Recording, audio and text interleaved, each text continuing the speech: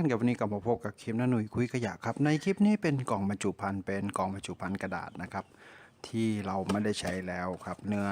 กระดาษค่อนข้างดีอยู่ครับเป็นลักษณะของกระดาษมันนะครับผมแล้วก็ค่อนข้างดีสภาพกระดาษยังใช้งานได้ดีอยู่ครับทีนี้เราจะมาทำงานกันครับเอาตัวนี้กลับมาใช้งานกันอีกครั้งดีกว่าทิ้งไปนะครับผมโอเคครับติดตามชมนะครับจากกล่องกระดาษกล่องบรรจุภัณฑ์เหลือใช้ครับผม